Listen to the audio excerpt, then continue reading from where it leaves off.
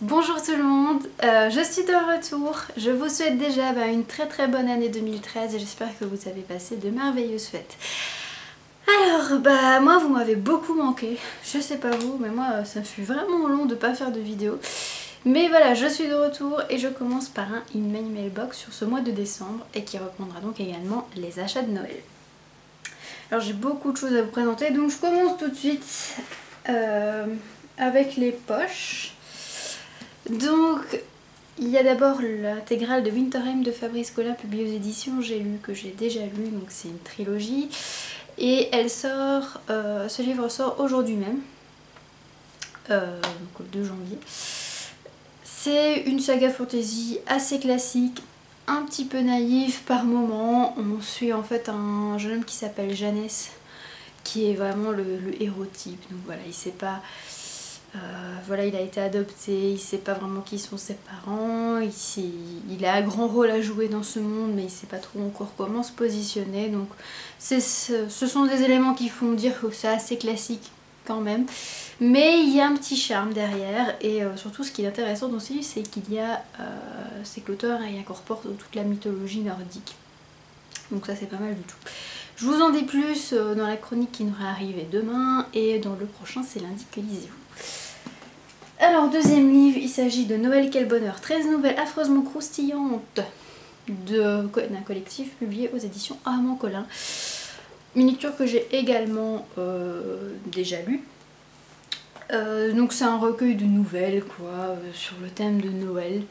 C'est pas génial, je trouve. C'est voilà, j'ai l'impression que tous les gens sont un petit peu aigris, tous les auteurs qui ont écrit là-dessus, et qu'il n'y en a pas un seul qui a un jour profité de Noël. C'est pas drôle, c'est pas croustillant comme le laisse penser le titre. Il n'y a pas vraiment d'ironie, c'est vraiment des gens qui n'ont pas l'air très bien dans leur peau, pas très heureux quoi. Enfin bref, moi j'ai pas trop aimé, mais ça reste un très bel ouvrage en tant que tel, j'ai envie de dire, parce que voilà, couverture cartonnée, voilà, derrière comme ça un petit peu de d'or. Donc voilà, en tant que tel c'est un bel ouvrage, maintenant le contenu à l'intérieur c'est autre chose. Et le dernier poche, je vous l'ai déjà présenté pour ceux qui ont lu le dernier c'est Lisez-vous il y a 3 semaines maintenant. Il s'agit donc des Monceaux de Sally de Sophie Hannah, publié aux éditions Le Livre de Poche, un thriller psychologique dans lequel on suit une jeune mère de famille qui a eu un amant l'année dernière et qui se rend compte que cet amant, il est peut-être pas le gars qu'il prétend être parce qu'il prétendait s'appeler Mark Brattrick, et là on voit à la télévision que la femme et la fille de Mark Brattrick sont décédées et que Mark Brattrick est justement en train de se faire interroger au journal télévisé, et c'est pas du tout l'homme avec qui elle avait passé une nuit, enfin une semaine plutôt, il y a un an. Donc voilà, ça commence comme ça, on se demande beaucoup ce qui va arriver. Mais c'est pas mal finalement, même si c'est un petit peu long à démarrer, même vachement long à démarrer. Voilà pour les poches, je passe au manga avec d'abord une nouvelle série. J'avais acheté le tome 1 en fait en novembre, mais j'avais oublié de vous le mettre dans le In My Mailbox de novembre, donc le voici. Il s'agit de The Earl and the Fairy d'Ayuko. Donc ça c'est la mangaka et c'est d'après l'œuvre de Mizu Tani, donc c'est un shoujo qui se passe au 19e siècle où on suit en fait Lydia qui est une fille qui n'est pas capable de voir les fées, et elle va rencontrer un gars qui recherche une épée. Voilà en gros, mais j'aimais bien le côté historique, shoujo, les dessins sont tout mignons je trouve.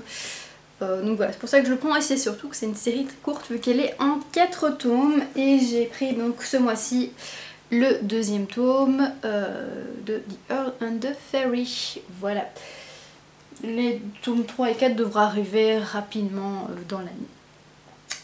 J'attends leur sortie.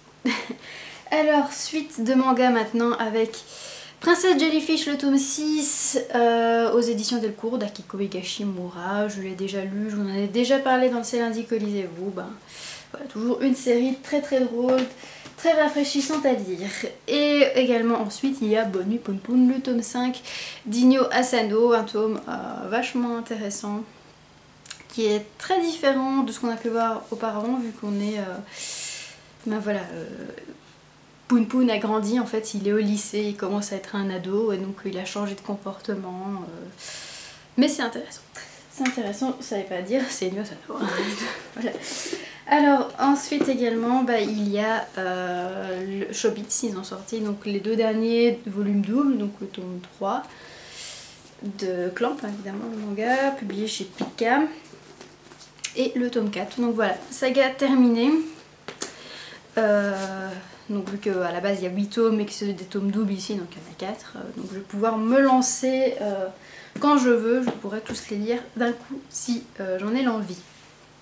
Alors maintenant je passe aux beaux livres. On en a reçu quelques-uns pour Noël, donc allons-y tout de suite. Donc j'ai reçu le Hobbit, un voyage inattendu, le guide officiel du film de Brian Sibley, ou Sibley, je ne sais pas trop, publié aux éditions Fedgen, je pense que c'est ça. Donc voilà, un ouvrage que j'ai déjà lu également, c'est plein de photos, plein de textes, beaucoup d'informations sur le film que j'ai été voir par ailleurs. Donc voilà, pour tout fan, c'est vachement intéressant. Autre livre, c'est pas moi qui l'ai reçu cette fois, c'est mon copain, mais bon, ma bibliothèque et sa bibliothèque et ma bibliothèque. Voilà. Il s'agit donc de dans les coulisses de Game of Thrones, Le Trône de Fer, écrit par Brian Cogman, préfacé par George R. Martin, avec des avant-propos de David Benioff et D.B. Weiss. Voilà. Donc c'est un ouvrage, je sais pas si on le voit très bien, en fait c'est tout mou en fait. Donc c'est... comment expliquer ça, mais c'est vraiment une grosse couverture, toute molle comme ça, très très jolie.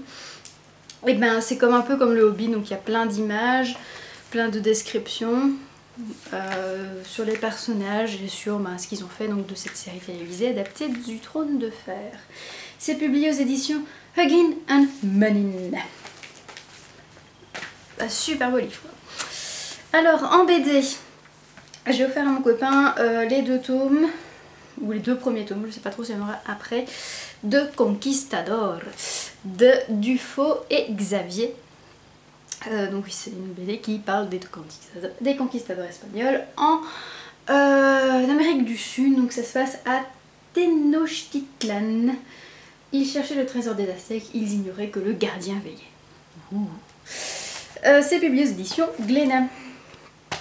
Et mon copain m'a offert, aller-retour, Zombilenium, donc les 2 premiers tomes d'Arthur de Pins. Donc le tome 1 qui s'appelle Gretchen et le tome 2 qui s'appelle Ressources humaines, publié aux éditions Dupuis.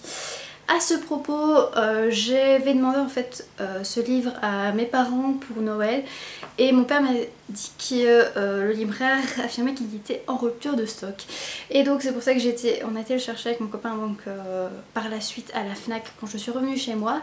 Il y avait encore quelques exemplaires disponibles, donc si cette édition avec les 2 tomes comme ça vous intéresse, je vous invite à aller très rapidement en librairie la chercher parce qu'à voir ça va être plus compliqué par la suite. Voilà. Non, j'ai pas fini. Alors en roman, il y a d'abord un roman jeunesse que mon copain m'a offert parce qu'il veut le lire. Ça vous paraît bizarre comme ça, hein, mais en fait il me l'a offert en me disant oui tiens c'est pour toi. Et après c'était tu me diras ce que t'en penses, comme ça je peux savoir si je veux le lire ou pas. Donc voilà, je suis testeuse de livres maintenant. Il s'agit donc de Wondla, le tome 1 à la recherche de Wondla de Tony Diterlizzi, publié aux éditions Pocket Jeunesse.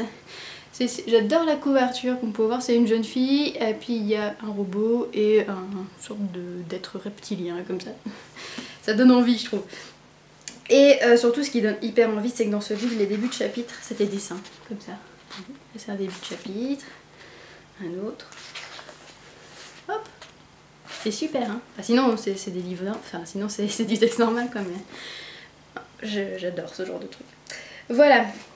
Donc c'est un tome 1 et ça parle d'une jeune fille en fait qui a été qui a tout vécu son enfance, sa vie dans un refuge souterrain et elle est élevée par un robot. Et elle va se retrouver toute seule, donc avec le robot, je sais pas si ses parents sont morts ou quelque chose comme ça, et donc elle va décider de sortir de son refuge et d'un peu d'aller découvrir le monde, de savoir qu'est-ce qui se passe dans ce monde futuriste. Voilà voilà. Alors, cadeau de Noël. On continue avec Congo, une histoire de David Van Rebroek, publié aux éditions Actes Sud. C'est un ouvrage dont je vous ai déjà parlé. Il s'agit d'un gros essai, regardez, c'est écrit minuscule, sur donc, le Congo, donc toute l'histoire du Congo, en 600 et des pages, en 700 pages même.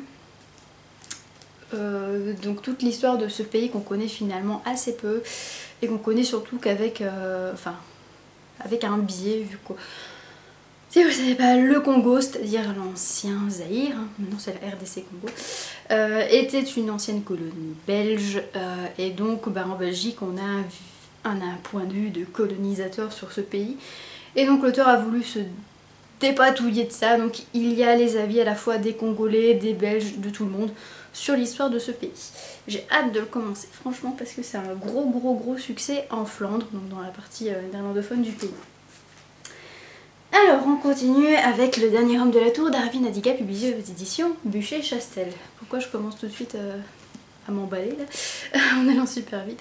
Donc c'est le dernier sorti d'Aravi Nadiga. Je sais pas si vous vous rappelez, mais voilà, c'est Aravi Nadiga, c'est lui qui a écrit Le Tigre Blanc, mon roman préféré de tous les temps pour l'instant. Et il a également écrit un ouvrage, donc son deuxième roman, qui s'appelait Les ombres de Kitour, qui était vraiment décevant pour moi. J'ai pas du tout aimé. J'étais hyper déçue par ce qu'il avait fait là-dessus. Et donc j'hésitais à lire ce troisième roman qui vient de sortir. Et qui raconte donc l'histoire d'un vieil homme retraité qui ne veut pas revendre son appartement. Parce qu'en fait il y a un promoteur qui veut raser son immeuble afin de construire des nouveaux immeubles, quoi. Et lui, voilà, il fait de la résistance, il veut pas céder. Voilà. J'espère que ça va être vachement mieux que son deuxième roman. J'espère retrouver toute la verve, tout ce que j'avais aimé dans le dernier, Le Tigre Blanc. Voilà, donc c'est un bel ouvrage de plus de 600 pages. Il m'a mis plein de poussière dans l'œil. Que j'ai hâte de lire également. Alors ensuite un petit peu de science-fiction avec Moralopolis de Catherine Marx, publié aux éditions Tabou, une édition que je connaissais pas du tout par ailleurs. Donc on est en France, on est en 2050 et les féministes radicales sont au pouvoir. Et là on a l'impression que dans ce monde les hommes sont un petit peu réduits en esclavage, si j'ai pu comprendre. Voilà, c'est ce qui m'a vraiment plu dans le résumé, c'est de dire tiens voilà, les femmes sont au pouvoir. Qu'est-ce que ça peut amener comme dérive, parce que voilà, c'est surtout pour montrer les dérives, j'imagine, d'un tel comportement. J'ai hâte de lire, puis je trouve la couverture assez jolie. Vous pouvez voir, c'est un point dans le symbole de la féminité là. Voilà. Alors, je vous l'ai déjà présenté dans un C'est la diffuse à vous, je pense qu'il s'agit de Bram Stoker dans l'ombre de Dracula, d'Alain Pozzuoli, publié aux éditions Pascal Gallaudet, qui est donc une biographie de Dracula. Il y a quelques petites photos de l'auteur, de sa fiche des films, etc. Je l'ai déjà lu également. Globalement, c'est un ouvrage hyper intéressant, hyper complet sur la vie de Bram Stoker, mais il y a des petits détails qui m'ont déplu. Je vous en parle plus lundi prochain, et si vous êtes pressés, il y a la chronique déjà publiée. Autre roman de Pascal, publié aux éditions Pascal Gallaudet, il s'agit de La femme du futur et autres contes paradoxaux de François Coupry, une très jolie couverture. C'est donc un recueil de contes de science-fiction, déjà lu également. Je suis assez mitigée. En fait, il y a une nouvelle que j'ai adorée, et toutes les autres, je les ai détestées, quoi, globalement, donc c'est assez spécial. En fait, la nouvelle principale, qui s'appelle La femme du futur, on suit une jeune fille qui s'appelle Anna Wu, qui vit dans un monde où plus personne ne travaille. Voilà, on reçoit de l'argent sur son compte en banque tout le temps, il ne faut rien faire. Et Anna Wu, elle est un petit peu spéciale parce qu'elle veut réfléchir. Elle commence à réfléchir au moment en disant tiens, il n'y a plus de pauvres, il n'y a plus de riches, c'est bizarre, comment ça se passe. Donc voilà, elle a commencé à réfléchir à tout ça. C'est franchement une très bonne nouvelle celle-là. Les autres, je préfère pas trop en parler, c'est en fait de l'absurde. Et j'ai pas tout compris, globalement. Et dernier ouvrage que je vous présente aujourd'hui. Ah non, j'ai encore un autre après. Il s'agit donc du dernier loup-garou de Glenn Duncan, publié aux éditions de Noël dans leur collection Lune d'encre, où on suit Jake Marlowe, qui est le dernier de sa race, donc le dernier loup-garou qui est un petit peu déprimé, qui a plus trop envie de se battre de vie, et puis il va faire une rencontre qui va lui redonner goût à la vie. Ça peut faire penser à de la bitlite au premier abord, mais j'ai lu une chronique récemment qui disait que c'était vraiment plus que ça, c'est plus gore, plus violent, etc. Donc j'ai vraiment super hâte de le lire celui-là. Et le dernier livre, c'est un e-book, donc je vais vous mettre la couverture maintenant.